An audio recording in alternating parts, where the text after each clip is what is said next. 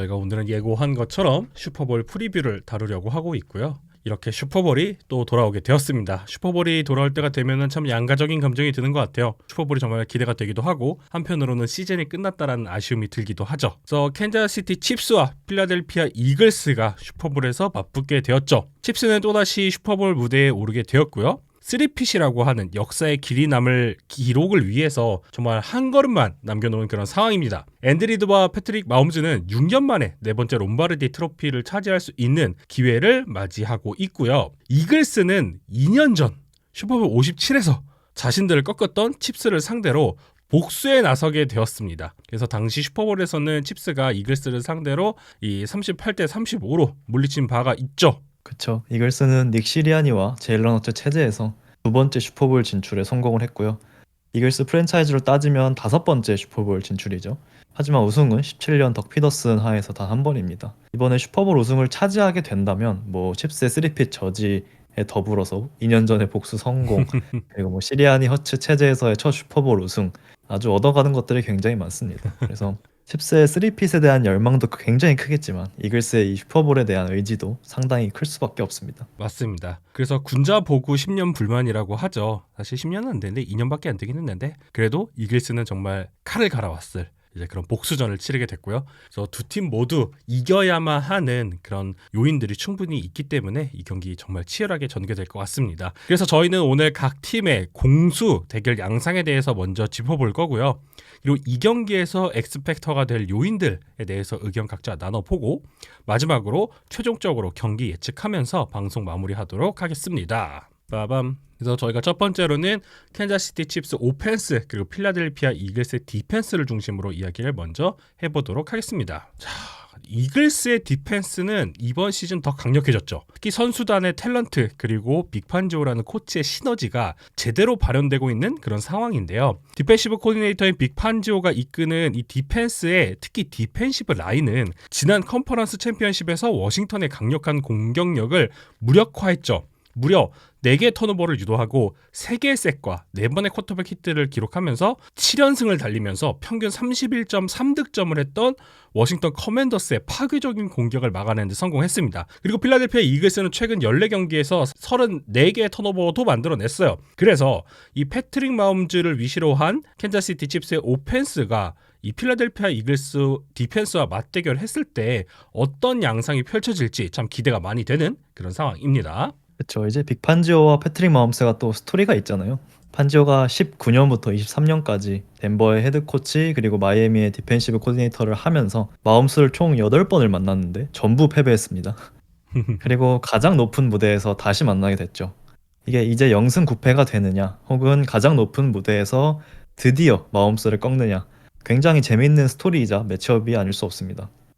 하지만 그렇다고 이제 마홈스가 판지오의 천적이고 판지오의 스킴은 마홈스에게 아무것도 할 수 없다. 이런 식으로 받아들이기에는 좀 무리가 있을 것 같아요. 이 8번의 경기에서 판지오 소속팀의 오펜스가 평균 14.4득점밖에 못했습니다. 마홈스는 8경기에서 패스 성공률 64.3% 그리고 10개의 터치다운을 기록하는 데 그쳤고요. 물론 0승 8패라는 숫자가 말해주는 것은 굉장히 크긴 하지만 그거에 비해서 판지오는 생각보다 마홈스에게 아주 처참하게 무너지거나 고전하지 않았다라는 걸 한번 말씀드리고 싶고요. 그래서 이번 매치가 더욱더 재밌을 것 같아요. 그 어느 때보다 지금 막강한 오펜스가 빅판지오와 함께하고 있기 때문에 지난 8번의 매치업과는 확실히 다른 양상으로 펼쳐질 가능성이 높습니다. 빅판조의 디펜스는 굉장히 유연하죠.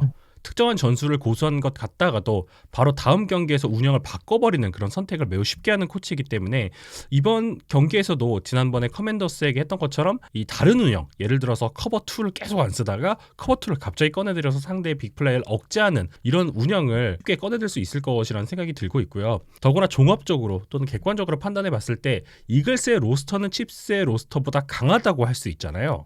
그렇죠. 판지오의 어떤 스킴적인 얘기도 먼저 해보면 이번 경기에서도 저는 어쨌든 판지오 본인의 색깔을 잃지 않으려고 할 거라고 생각을 합니다. 후방에 2명의 세이프티를 유지하려고 할 테고 박스를 가볍게 하려고 할 거예요. 이글스는 칩스가 컨퍼런스 챔피언십에서 마홈스의 발을 어떻게 활용하는지 봤죠. 그리고 이걸 대비할 겁니다. 이글스는 제이든 데니얼스의 발을 묶었던 그런 디펜스를 보여줬던 팀이고 어떻게 대응해야 하는지 잘 알고 있죠.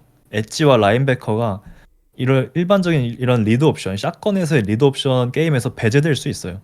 따라서 이글스 디펜스 입장에서 중요한 거는 인테리어 디펜시브 라인과 칩스 오펜시브 라인 간의 싸움이에요.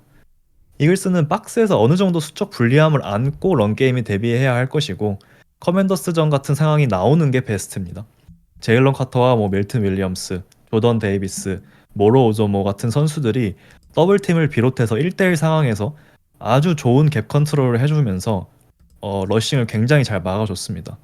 그러면서 커맨더스 오펜스가 굉장히 답답하게 흘러갔죠. 과연 칩스 오펜시브 라인을 상대로도 이걸 해줄 수 있느냐가 관건이죠. 트레이 스미스, 크리드 험프리, 그리고 마이크 칼리엔도 이 인테리어 오펜시브 라인과 칩스의 인테리어 디펜시브 라인이 더블팀 1대1 상황에서 어떤 모습을 보여주느냐 굉장히 중요할 것이다 라고 생각을 하고요. 만약 여기서 균열이 생긴다면 칩스는 빌스전처럼 샷건에서 마움스의 발을 활용한 이런 리드 옵션 플레이들로 중요한 순간마다 전진을 할 수 있을 것이고 헤비 퍼스넬을 활용한 러싱을 통해서 이글스의 가벼운 박스를 공략할 수 있을 겁니다. 이글스가 트렌치에서 런게임을 막아낼 수 있다면 저는 이글스 디펜스에게 충분한 승산이 있다고 봐요. 이글스의 세컨더리는 빌스의 세컨더리보다 한 단계 위의 그룹이라고 저는 생각을 하거든요. 판지오는 특히 플레이오프에서 커버 1의 비율을 굉장히 높게 가져가고 있고 특히 커버 1 러버라고 하죠. 세이프티 한 명을 필드를 가로지르는 이 크로서를 차단하게끔 하는 그런 역할을 맡기고 있어요.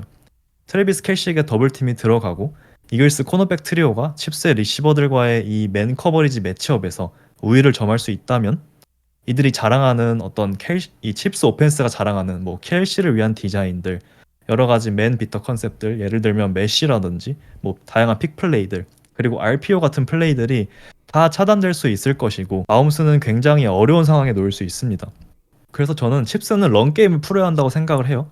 가벼운 이글스의 박스를 공략하기 위한 여러 가지 방법들을 또다시 강구해오지 않을까 싶어요. 정규 시즌보다는 헤비 퍼스넬을 비중 높게 가져가지 않을까 싶고요. 이 두 명의 타이트엔드를 쓰거나 혹은 풀백을 쓰는 방법들을 쓰겠죠. 근데 특히 칩스가 많이 쓰는 거는 타이트엔드를 두 명 쓰는 거겠죠. 트래비스 켈시와 노아 그레이 이런 선수들을 쓰면서 이글스의 조금 가벼운 니켈 패키지들 이 디펜시브 백들을 5명을 쓰는 이 패키지를 상대로 좀 우위를 점하고자 할 겁니다.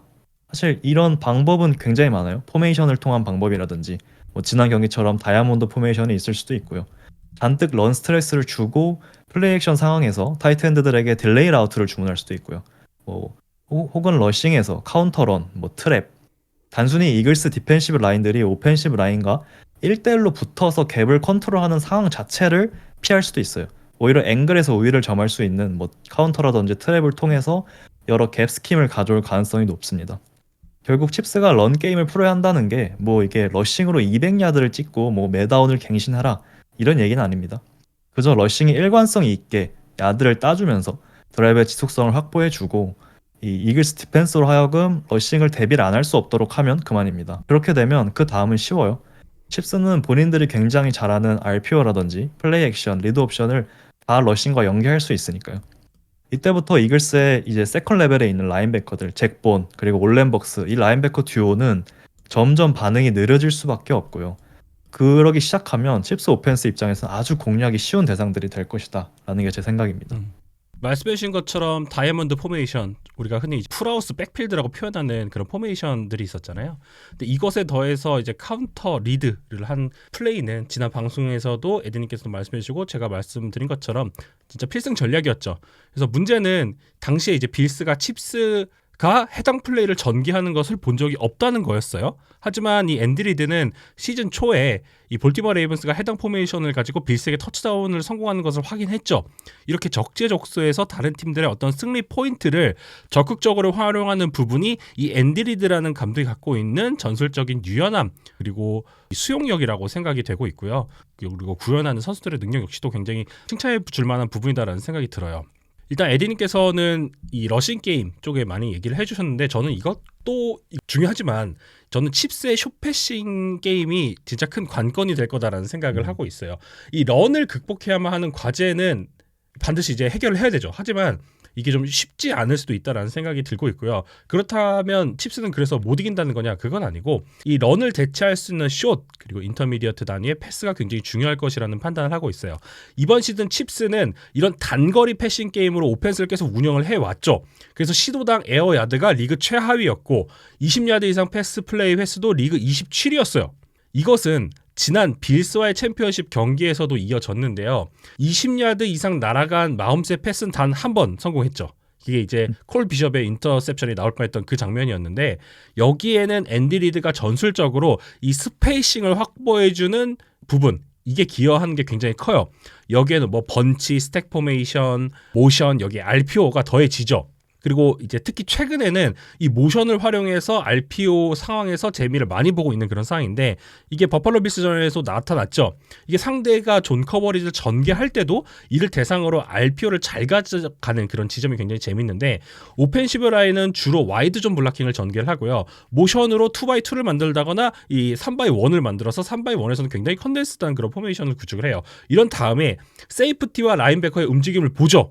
그리고 나서 최적의 옵션을 선택하는 것인데 이것을 굉장히 잘 써왔던 칩스예요. 하지만 이게 잘 되려면 결국 기본적으로 프로텍션도 돼야 되고 최소한의 런이 보장되긴 해야 되거든요. 그래서 저는 이번 오펜스의 운영 양상 자체는 런에 대한 무게를 그렇게 많이 두진 않을 것 같다는 생각? 뭐 얼리다운 상황에서 이 야드를 확보하고 넘어가는 건 반드시 필요하겠지만 그거 외에는 조금 더 이 마홈즈 절대 지켜 이런 식으로 갈 것 같아요. 무슨 얘기냐면 이 앤디 리드는 지난 슈퍼볼 57에서도 패트릭 마홈즈를 보호하기 위한 모든 플랜을 다 짜내서 썼거든요. 이 말씀드린 RPO는 물론이고 스크린, 플레이 액션, 부트랙, 그다음에 칩블락 여기에 퀵스로우까지 써가지고 패스러셔들에게 순간적인 프리즈를 걸거나 아니면 의도적으로 이 패스러셔들이 외곽으로 이렇게 빠질 수 있는 설계를 굉장히 잘해줬어요. 그래서 이게 잘 통했고 그리고 마홈즈는 색을 하나도 안 당했죠. 다만 슈퍼볼 57에 없었던 이 칩스 입장에서는 변수가 있는데 제 생각에는 그게 이 선수입니다. 제일런 카터. 물론 당시에도 필라델피아 이글스의 선수들이 좋았지만 지금 내각에서 이 정도로 파괴력을 보여줄 수 있는 선수가 사실 없거든요. 안 그래도 지금 칩스 같은 경우에는 시즌 내내 이 레프트 태클 포지션에서 계속 어려움을 겪었죠. 그래서 조튜니를 이제 레프트 태클로 이동시키는 그런 결단을 내렸는데 이렇게 되면은 제일런 카터를 가장 많이 직면하게 될 선수가 마이크 칼리엔도가 되겠죠. 이 카터는 플레이오프에서 점점 더 살아나는 모습을 보여주고 있단 말이에요. 이 플레이오프 동안에만 프레셔를 무려 20회나 기록을 하고 있는데 경기 내내 카터를 통제하는 것은 사실 불가능해요. 그 램스전 그리고 커맨더스전에서도 나왔는데 헌트나 파체코가 체격이 굉장히 좋은 그리고 단단하고 터프한 러닝백들이잖아요. 근데 이 선수들이 컷블락을 해도 카터는 140kg라는 몸무게를 가지고 이 선수들을 뛰어넘어서 쿼터백에 갈 수 있는 그런 능력을 가진 선수예요. 정말 말도 안 되는 운동 능력을 가진 선수이기 때문에 정말 치열한 맞대결이 되지 않을까. 그리고 여기서 패트릭 마홈즈가 히트를 당하거나 색을 당하는 그런 장면이 나오면 또 양상이 또 많이 달라질 것 같다라는 생각이 많이 들고 있습니다. 그쵸. 사실 뭐 칩스의 숏패싱 굉장히 관건이다라고 저도 똑같이 생각을 하고요.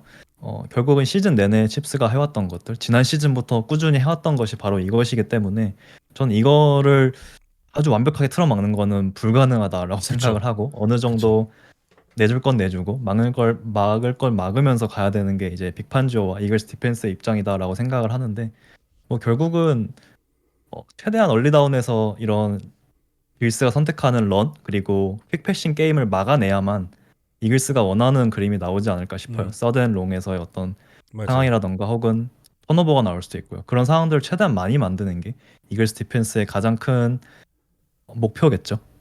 잘 들었습니다. 그리고 채팅창에서도 지금 말씀해 주셨지만 오라인이 무너진 속도 때문에 무조건 빠른 속도에 패싱을 할 것 같은데 그쵸? 이것도 굉장히 중요하지만 이제 그쵸. 야드부터 캐치를 어떻게 잡느냐 또 이런 데서 환상적으로 빛날 수 있는 선수들이 있죠. 이 파워와 밸런스의 캐시 그리고 속도의 월디 이런 선수들에 대한 컨트롤 역시도 이글스 디펜스 입장에서는 굉장히 집중을 하고 잘 막아내야 될 것이다 라는 생각이 들고 있습니다. 저 커맨더스전 오펜스와 디펜스 보신 분들 아시겠지만 일단 기본적으로 태클링에 대한 이 훈련이 굉장히 잘 돼 있죠. 공을 받았을 때 아주 빠르게 반응하고 태클링 하는 그런 모습들이 이글스 디펜스가 가진 가장 큰 강점이기도 하기 때문에 말씀해 주신 것처럼 이 야드부터 캐치 싸움에서도 주의 깊게 보시면 재밌지 않을까 싶습니다. 잘 들었습니다. 다음은 빠밤 이번에는 필라델피아 이글스 오펜스 그리고 칩스의 디펜스의 맞대결에 대해서도 한번 살펴보도록 하겠습니다. 플레이오프를 거치면서 필라델피아 이글스에서 일단 가장 눈에 띈 부분은 이 쿼터백인 제일런 허츠의 활약이라고 할 수가 있죠. 허츠는 20번의 패스를 시도해서 28번을 성공을 시켰고요. 246야드 1개 터치다운을 기록했는데 여기에 추가적으로 러싱으로 3개 터치다운을 추가를 하면서 이전 플레이오프에서 보여줬던 그 불안한 모습들을 극복한 그런 플레이를 선보였어요. 이 단순히 패싱 오펜스 개선에만 그친 것이 아니죠.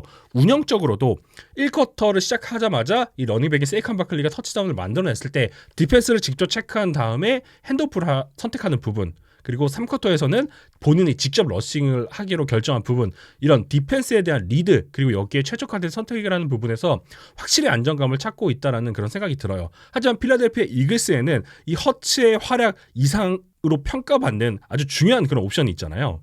그렇죠. 바클리라는 존재를 아마 무시할 수 없을 거고, 이 두 그룹 간의 대결에서 가장 경계해야 할 선수는 아마 세이칸 바클리겠죠. 근데 경기의 키를 갖고 있는 선수는 아마 말씀해주신 대로 제일런 허츠가 될 겁니다.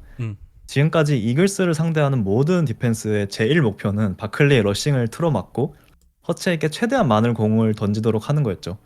칩스 역시도 아마 같은 전략을 가져올 거예요. 이곳이 일단 가장 큰 승부처겠죠. 1차적으로 스패그놀러가 이글스의 런게임을 막아낼 수 있을까? 이게 가장 크겠고요. 이글스 오라인과 바클리는 리그 최고의 러싱을 구사하는 그룹이고, 부상 문제가 있던 캠 절겐스 다 이상 없이 출전한다고 합니다. 개인적으로 칩스 디펜스가 살짝은 걱정이 돼요. 디비저널 라운드 텍산스 경기에서 조 믹슨에게 18번의 캐리 88야드, 캐리당 4.9야드를 허용했고요. 빌스전 제임스 쿡에게 13번의 캐리 85 러싱야드, 캐리당 6.5야드를 허용했어요. 두 경기 모두 149, 147 러싱야드를 허용했죠. 물론 시즌 전체로 놓고 보면 데릭 헨리라던가 비잔 로빈슨, 슈바 허버드, 버키 어빙, 리그 탑급의 러닝백들을 다 60야드 이하로 잘 막아냈어요. 그래서 스패그놀로라면 잘 준비할 것이다 라는 믿음이 분명히 있긴 하지만 최근 들어 특히 플레이오프 두 경기에서는 살짝 이 런 디펜스가 부진했다는 점 때문에 이글스는 분명히 최근에 이 칩스 필름들을 분석하면서 칩스의 런 디펜스가 갖고 있는 어떤 취약점을 찾아내고 공략하고자 할 겁니다.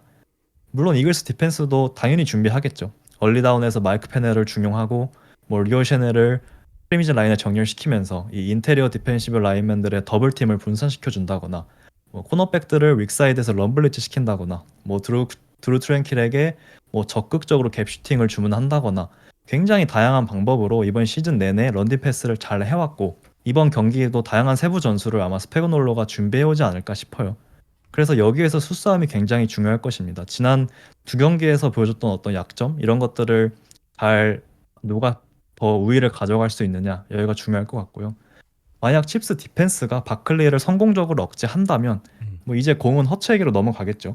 그래서 허츠가 과연 어떻게 할 것인가, 에디님께서 말씀해 주신 것처럼 허츠가 진짜 경기의 키가 되지 않을까라는 생각 저도 전적으로 공감을 하고 있는데, 이글스의 이 패싱 플레이 측면도 한번 점검을 해봐야겠죠. 이 칩스의 왕조를 넘기 위해서 결국 쿼터백들이 그 누구라도 스티브 스패그놀로우를 꺾어야 되거든요. 그래서 디펜스의 정렬 그리고 허를 찌르는 움직임으로 이루어지는 이 스패그놀로우의 설계를 극복한 쿼터백이 딱 2명밖에 없어요. 플레이오프에서 바로 조 버로우 그리고 톰 브레디 뿐이었는데, 이글스는 슈퍼볼 57을 통해서 학습을 했겠죠. 당시 허츠는 AJ 브라운과 슬랜트 라우트를 활용을 해서 칩스가 시뮬레이션 블리츠를 가져간다거나 이 세븐맨 러쉬를 가져가는 것을 공략을 해냈습니다. 하지만 그 이후에는 패싱 다운에서 들어오는 예측 불허의 블리츠에 제대로 대처를 하지 못하면서 결국 점수를 이제 추격해 나가는데 실패를 하고 결국 패배하고 말았는데요. 2023 시즌 이글스와 칩스의 맞대결을 복기를 해보면 당시 허츠는 정말 어려운 경기를 펼쳤어요. 당시에 패트릭 마홈스도 경기를 진짜 안 좋긴 했는데 어쨌든 허츠도 진짜 최악이었어요. 먼데이 나이트 풋볼이었는데 인터셉션이 하나밖에 안 되는데 패서 레이팅이 64.6밖에 안 돼요. 패싱 성공이 진짜 엉망진창이었다는 뜻이고요. 당시에 허츠는 색을 5번을 당했었어요. 그리고 25야드 이상을 잃었었는데, 재미있는 지점은 당시에 스티브 스패그놀로우가 이 허츠가 가져가는 드랍백 스냅 중에 50%의 블리츠를 썼다는 거예요. 그래서 당시 이 르자리어스 스니드에게 인터셉션을 당하는 그 장면에서도 이 블리츠에 대비를 하고 있었거든요. 오펜시브 라인맨들이. 근데 그럼에도 불구하고 한 명을 놓쳤어요. 트렌트 맥더피. 그래서 맥더피의 블리츠가 굉장히 유효한 프레셔로 오면서 허츠가 언더스로우를 던졌고 결국 이것이 스니드의 손에 들어갔죠. 그래서 스티브 스패그놀로우 디펜스의 골자는 상대 쿼터백의 판단을 서두르게 하는 거에 있어요. 그리고 여기서 발생하는 실수들, 그것을 이제 본인들의 기회로 삼는 디펜스라고 할 수가 있죠. 하지만 지금 이글스의 오펜스는 슈퍼볼 57이나 23시즌의 먼데이 나잇 풋볼과는 상황이 확연히 달라요. 브라이언 존슨 해고 이후에 닉 시리아니는 켈렌 무어 오펜시브 코디네이터에게 공격 운영권에 대한 거의 전권을 다 넘긴 그런 상황이고요. 그리고 백필드에는 리그 최고의 러닝백이 합류해 있죠.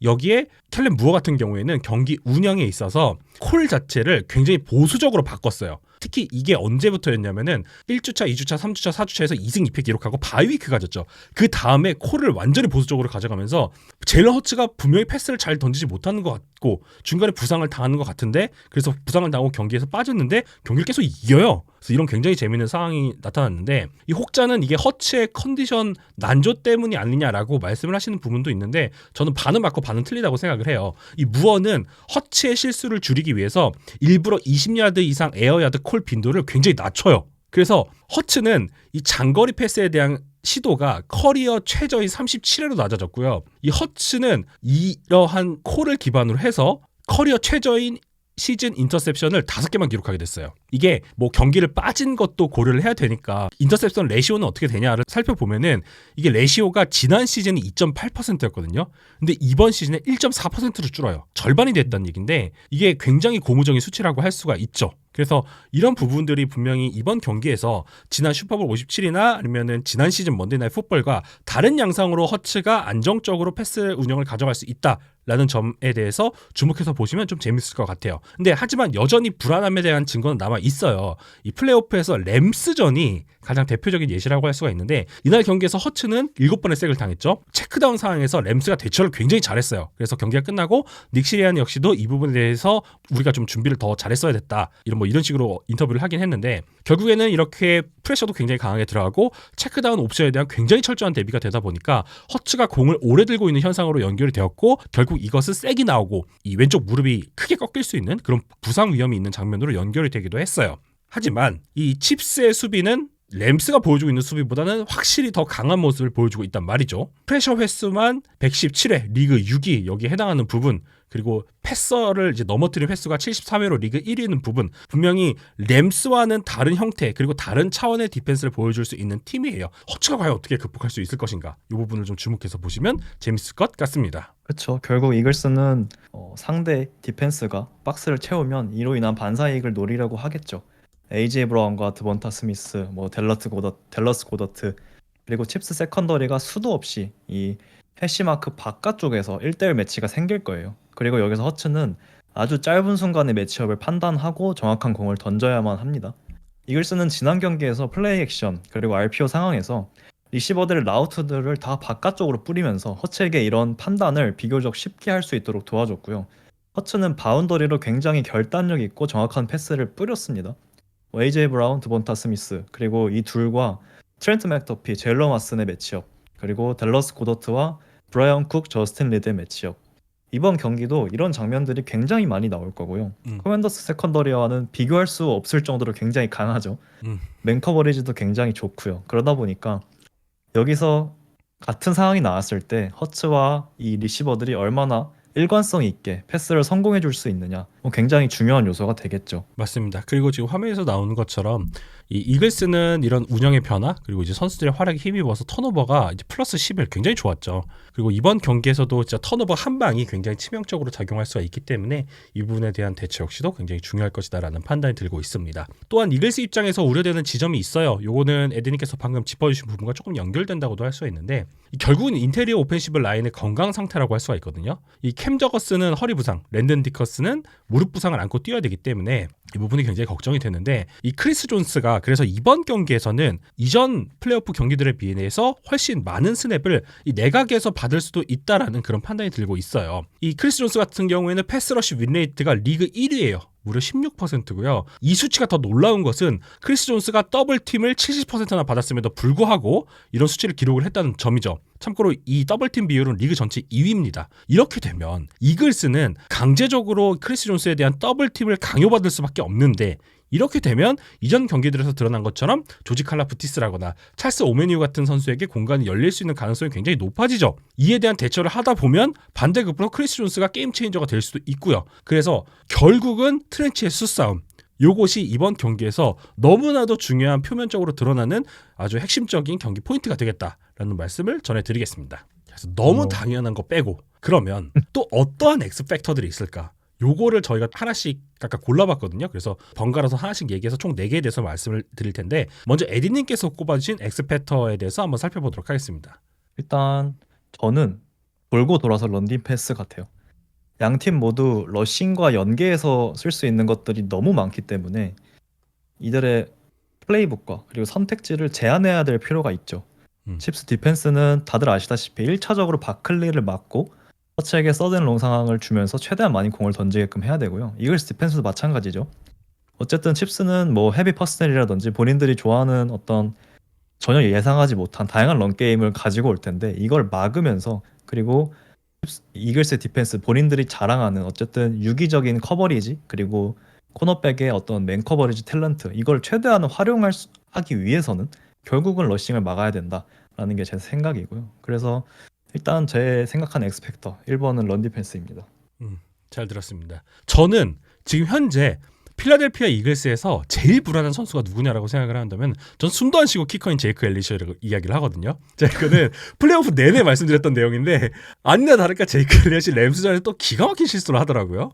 그래서 참 걱정이 많이 됩니다. 특히 엘리엇 같은 경우에는 이 킥오프 룰이 변경되고 나서 진짜 리그 최악의 킥오프를 계속 구가를 하고 있고요. 상대가 리턴하기에 너무 편안하게 공을 더 차주는 그런 모습이 너무 자주 포착이 되고 있어요. 그리고 필드골 시도에서 50야드 이상은 그냥 못 찬다고 보셔야 돼요. 7개 시도에서 하나 넣었거든요. 그리고 이 엑스트라 포인트도 지금 커리어 최악 기록을 기록하고 있는 그런 상황입니다.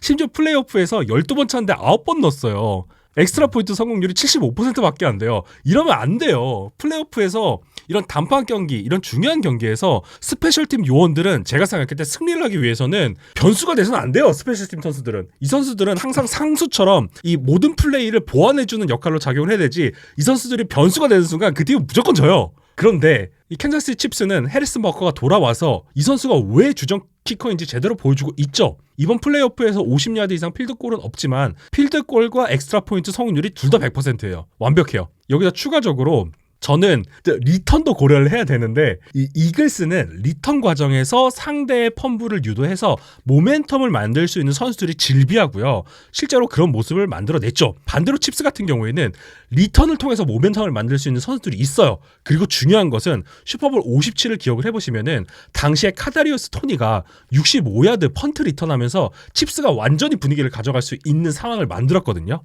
그래서 이번 경기에서도 이런 스페셜팀의 플레이 하나하나가 이 어떤 특정한 플레이가 스노볼이 되어서 이 경기의 결과를 결정짓는 데 큰 영향을 끼칠 수도 있다라는 생각을 저는 하고 있습니다. 결국은 말씀해주신 것처럼 스페셜팀은 눈에 띄면 안 됩니다.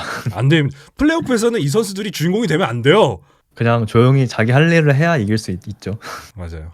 그래서 저 제이크 엘리엇이 너무 불안해서 걱정이 된다라는 말씀 드리겠고요. 두 번째 엑스팩터로 넘어가 볼까요? 짜잔. 에디님께서는 캔자스시티 칩스의 타이트엔드 그룹을 꼽아주셨어요. 네, 저는 칩스가 이 매치업상의 우위를 점할 수 있는 부분이 확실한 거는 이 타이트엔드 그룹이다라고 생각을 해요. 트래비스 켈시 그리고 노아 그레이 두 선수를 러싱과 패싱에서 좀 적극적으로 활용하지 않을까 싶고요.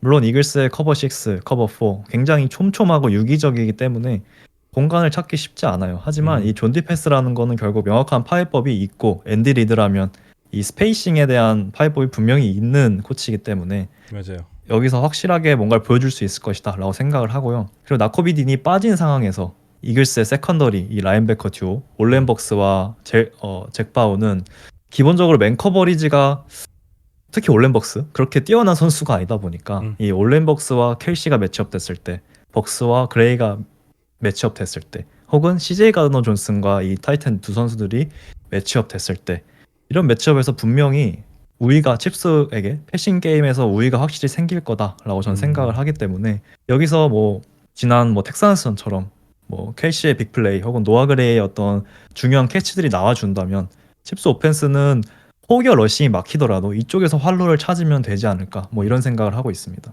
그래서 실제로 커맨더스전에서도 나왔죠. 아주 중요한 순간에 제걸치의 활약을 통해서 컨버전에 성공하는 모습들도 여러 차례 포착이 됐기 때문에 확실히 이것은 고려를 해볼 만한 옵션이다라는 생각이 들고 있습니다. 그리고 저는 이게 너무 중요할 것 같아요. 패트릭 마홈스의 발. 막 패트릭 마홈즈가 사실 뛰는 폼을 보면 아시겠지만 엄청 잘 뛰는 선수가 아니잖아요. 근데 너무 중요한 순간에 너무 중요한 컨버전을 너무 잘 만들어내요. 칩스가 거두었던 모든 치열한 승리 뒤에는 반드시 패트릭 마홈즈의 발로 만들어낸 플레이메이킹이 한 번 이상은 무조건 있었습니다. 그래서 마홈즈는 허츠처럼 모빌리티로 홈런 플레이를 만들어낸 타입의 선수는 아니에요. 하지만 이 프레셔가 강하게 들어올 때 상대의 모든 패싱 타깃에 대한 커버리지가 완벽하게 이루어졌을 때도 직접 컨버전을 해내는 플레이를 언제든지 잘 해냈어요. 그리고 이것은 굉장히 중요하게 작용해 왔고요. 그래서 패트릭 마홈즈의 이 스크램블 비율은 5.5%밖에 안 돼요. 낮은 편에 속해요. 엄청 낮진 않고요. 이 제이든 데니얼스 같은 경우에는 12%, 제일런 허츠 같은 경우에는 8.9%, 뭐 이런 선수들과 비교해봤을 때도 확실히 적다라는 것을 우리가 확인할 수가 있죠. 하지만 여기서 중요한 거, 러싱당 평균 EPA가 패트릭 마홈즈는 무려 0.418이 됩니다. 이게 좀 감이 잘 안 오실 수도 있는데 이게 말이 안 되는 수치예요. 왜냐면 보통 리그에서 잘 뛰는 러닝백들이 잘 뛰어봤자 0.1 나오거든요. 물론 러닝백들은 숏야디지 상황에서 확실히 러싱을 해서 먹거나 아니면은 얼리다운 상황에서 뭐 3야드, 4야드 먹고 그래서 그 다음 플레이를 진행할 때 도움을 주기 때문에 그런 것도 있을 수가 있는데 0.418은 지금 리그의 어떤 러닝백도 기록하지 못하고 있는 수치고요. 뭐 주전이라고 가정을 했을 때 쿼터백 중에서도 이 기록을 가지고 있는 선수가 없어요. 다른 선수를 말씀을 드려보면은 제이든 다니얼스 이번 시즌 런으로 아주 환상적이었잖아요. 이 선수 EPA 러싱당 0.388밖에 안 돼요. 388 밖에는 아니고 마홈즈에 비하면 확실히 낮죠. 그러면은 이 제일런 허츠는 얼마큼 될까? 제일런 허츠는 0.284밖에 안 돼요. 이 홈런 플레이를 그렇게 많이 만들어낸 선수가. 그리고 라마 잭슨은 워낙 뛰는 빈도가 많다 보니까 0.079 그 정도로 낮아요. 주전 쿼터백 중에서는 진짜 압도적인 효율을 보여주고 있고요. 이게 시즌이 가면 갈수록 더 좋아져요. 참고로 마홈즈의 패스 퍼 EPA가 0.14예요. 패스보다 런이 훨씬 좋아요. 저희가 이제 터치다운을 6점이라고 하고 이게 통계적으로는 엑스트라 포인트를 그냥 1점 추가한다고 했을 때 이 7점을 기준으로 했을 때 한 번의 플레이로 인해서 기대할 수 있는 점수가 얼마냐 이걸 따지는 게 EPA거든요. 한 번 플레이를 할 때마다 그냥 0.4점을 딴다고 보시면 될 것 같아요. 마홈즈는 뛸 때마다. 이러니까 칩스는 공격에서 빈틈이 없어요. 바클리 같은 경우에도 이번 시즌 러싱 EPA가 0.1이고요. 데릭 헨리도 이번 시즌 러싱당 EPA가 0.12예요. 그래서 이런 러닝백들과 쿼터백의 차이를 비교해 봐야겠지만 그런 역할 차이도 고려를 해봐야겠지만 이것은 분명히 진짜 확연하게 중요한 차이를 보여주고 있다는 포인트를 기억해 주시면 좋을 것 같고요.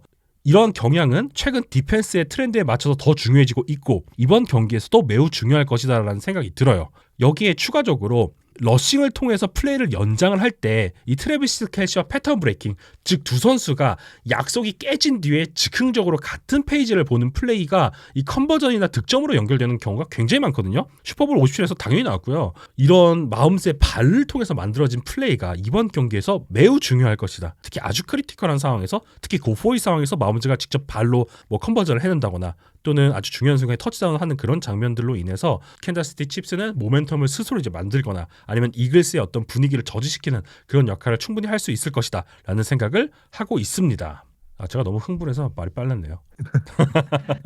이거 수치가 말이 안 돼요. 이렇게 나오면 안 돼. 이거 이상해요. 저 지난 빌스 경기에도 나왔죠. 발이 가장 압도적인 무기고 전혀 예상하지 못한 무기인데 사실 이글스도 대비는 해올 거예요. 근데 빌스처럼 분명히 당하는 모습들이 있을 겁니다. 맞아요. 분명히 어떤 리드 옵션이라든지 플레이 액션이라든지 섞을 거기 때문에 여기서 이제 얼마나 빠르게 반응을 해주고 그리고 얼마나 디펜시브 라인에 대한 믿음을 바탕으로 마홈스의 발을 아예 고정시켜 놓고 견제할 수 있는가 이게 저는 꽤 중요하다고 생각을 해요. 그래서 아까 앞서 말씀드린 것처럼 네네. 이 인테리어 디펜시브 라인과 인테리어 오펜시브 라인의 매치업이 그래서 중요할 것 같다라는 생각을 하고 있습니다. 맞습니다. 자, 그래서 여기까지 저희가 이야기를 전달을 해드렸고요. 훈칩스님께서 말씀해주신 것처럼 저 수치는 마홈스의 놀라운 판단력을 보여주는 거 저는 전적으로 이 표현이 맞다고 생각합니다. 그러니까 마홈스에게 디자인된 런을 많이 요구하지 않잖아요. 저것은 그렇죠. 플레이가 연장되는 과정에서 즉흥적으로 나오는 플레이인데 저런 효율성을 보여준다는 것은 진짜 쿼터백의 판단력이 얼마나 좋으냐를 제대로 보여주는 지표라고 생각을 해요. 자, 그래서 저희가 이거 해야죠. 슈퍼볼 59 경기 예측. 일단 저희는 에디님 그리고 제 순서로 이제 말씀을 드릴 건데 에디님 의견 먼저 개진해 보시죠. 저는 28대 24로 이글스 승리를 예상해 보도록 하겠습니다. 와. 기본적으로 양 팀 다 오펜스가 워낙 뛰어나고 어디서 뭔가 걸리냐의 차이인 것 같은데 저는 스티브 스패그놀로 대 빅판지오의 싸움이 될 것 같아요. 지난 슈퍼볼은 사실 굉장히 오펜스가 막 터지는 그런 경기였다면 이번에는 어떤 좀 더 디펜스가 주목받는 경기가 되지 않을까? 그래서 어떤 디펜스가 아주 조금 더 잘 막냐? 요 차이지 않을까 싶고요. 저는 그 부분에서 그리고 일단 세이컨 바클리라는 존재 그리고 칩스가 최근 플레이오프에서 보여주는 좀 런 디펜스에 대한 저는 살짝 의구심이 살짝 들어서 일단 1차적으로 바클리를 막을 수 있을까부터 살짝 걱정이 됩니다. 물론 스패그놀로에 대한 믿음이 있습니다. 은연중에 하지만 글쎄요. 바클리와 이글스의 러싱을 지금까지 단 한 팀도 잘 막아내지 못했기 때문에 저도 결국은 이 바클리가 NFL 역사상 한 시즌 최다 러싱 야드 기록을 세우면서 아마 기록 세우는 건 거의 기정사실화 돼 있죠. 기록 세우면서 이글스의 우승 그리고 한번 복수전 가능하지 않을까 한번 조심스럽게 예측을 해보겠습니다. 잘 들었습니다. 저는 빠밤 21대 27로 캔자스시티 칩스의 승리를 한번 예상해 보도록 하겠습니다. 사실 어디가 이겨도 이상하지 않은 그런 경기라고 생각해요.